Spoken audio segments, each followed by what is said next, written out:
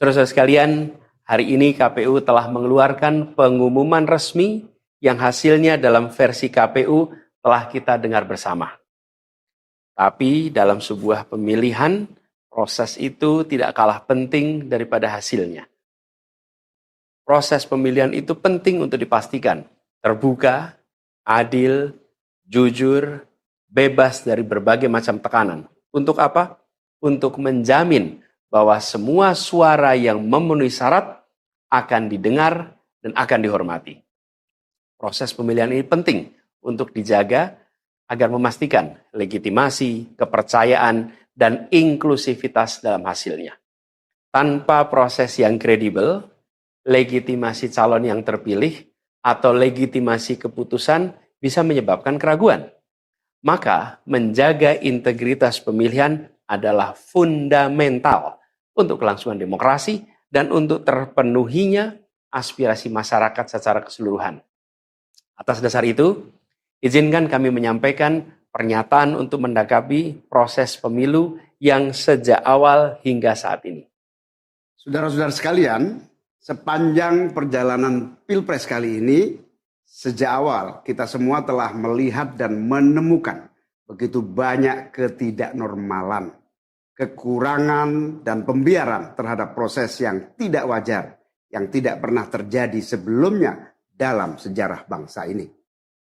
Sudah menjadi rahasia umum, berbagai kekurangan ini telah kita temui sejak jauh sebelum pencoblosan.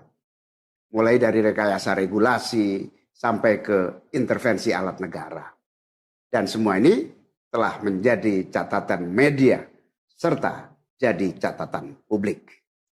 Mas Anies dan saya maju pencalonan sebagai capres dan cawapres ini untuk membawa misi perubahan, menghadirkan keadilan dan kemakmuran bagi semua, menegakkan kembali demokrasi dan menunaikan janji-janji reformasi. Dan berdasarkan catatan dari KPU tadi, ada puluhan juta orang yang menitipkan suara kepada kami berdua. Maka demi memperjuangkan suara mereka yang percaya pada perubahan dan tetap teguh hingga akhir, kami memutuskan meminta tim hukum Timnas Amin untuk maju ke Mahkamah Konstitusi dan menyampaikan kepada majelis hakim serta publik luas tentang berbagai kekurangan dan penyimpangan yang telah terjadi selama proses Pilpres kali ini. Terlalu banyak temuan-temuan tentang proses demokrasi yang tidak berintegritas ini yang telah dikumpulkan oleh tim hukum Timnas Amin. Semua ini nanti akan disampaikan oleh tim hukum kepada Mahkamah Konstitusi. Kami mempercayakan sepenuhnya proses ini kepada tim hukum yang dipimpin oleh Saudara Ari Yusuf Amir. Dan tentu dikawal dan didukung sepenuhnya oleh tim Amin di bawah kepemimpinan Kapten Muhammad Saugi. Kami menyerukan kepada seluruh relawan dan pendukung, mari kita dukung sepenuhnya tim hukum berjuang di jalan konstitusional yang telah tersedia secara sah. Dan kita semua akan terus menjaga etika demokrasi, menjaga suasana kedamaian dan persatuan. Saudara-saudara sekalian, kepemimpinan yang lahir dari proses yang ternodai dengan penyimpangan, dengan kecurangan, akan menghasilkan rejim yang outputnya nanti, keluarannya nanti adalah kebijakan-kebijakan yang penuh dengan ketidakadilan. Dan ini yang tidak ingin kita temui di Indonesia. Kita tidak ingin ini terjadi. Dalam prinsip negara demokrasi modern, ketika melihat ketidaknormalan, ketika melihat penyimpangan demokrasi, maka langkah yang dilakukan bukanlah marah-marah lalu melakukan agitasi kepada publik. Tapi langkah yang dilakukan adalah mengumpulkan semua sinyalemen, semua bukti-bukti untuk kemudian nanti dibawa ke depan hakim, ke depan Mahkamah Konstitusi. Ini ciri pribadi, ciri organisasi, dan ciri negara yang modern, yang matang, yang beradab. Karena itu sejak awal kami katakan, kami tidak akan gegabah. Walaupun kami merasakan sejak masa kampanye sampai pemilihan terlalu banyak ketidaknormalan, penyimpangan yang kami alami. Tapi kami memilih untuk mengumpulkan itu semua secara hati-hati, melakukan validasi, memastikan akurat. Kenapa? Karena kita ingin negeri ini, negara tercinta kita ini terus maju makin matang dalam berdemokrasi, makin matang dalam bernegara. Dan ini kita kerjakan dengan keseriusan.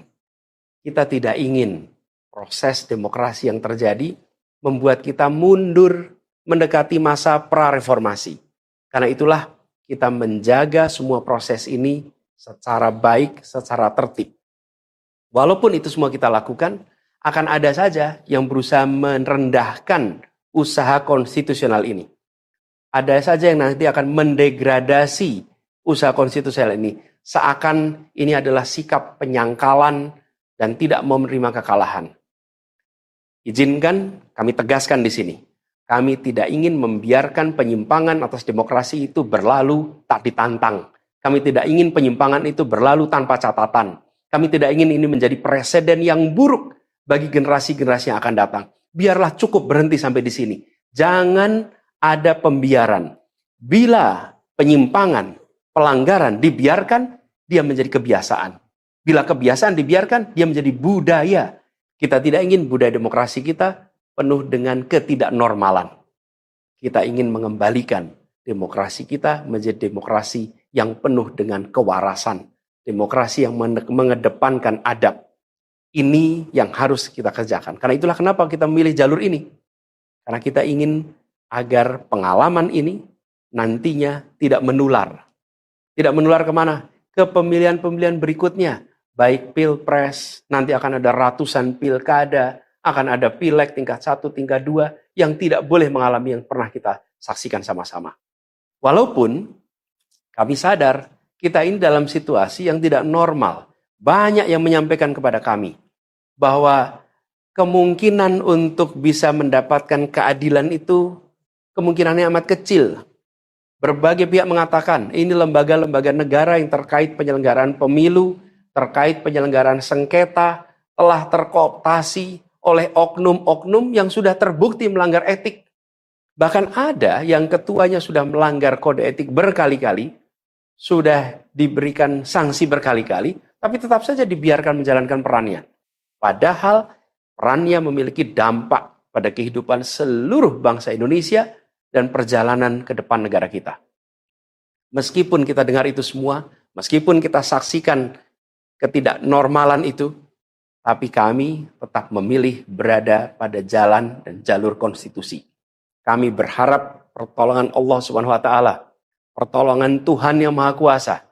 Semoga Allah bukakan, Allah teguhkan hati para hakim konstitusi itu untuk mereka bisa imparsial, untuk mereka memiliki keberanian, untuk mereka mengambil keputusan yang adil, keputusan yang benar, keputusan yang nantinya akan mereka pertanggungjawabkan di hadapan Tuhan yang Maha Kuasa.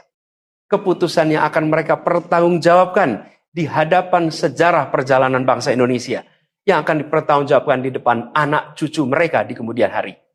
Ini adalah harapan kita, dan kami yakin insya Allah mereka akan bisa menjalankan apa yang menjadi harapan dari kita semua.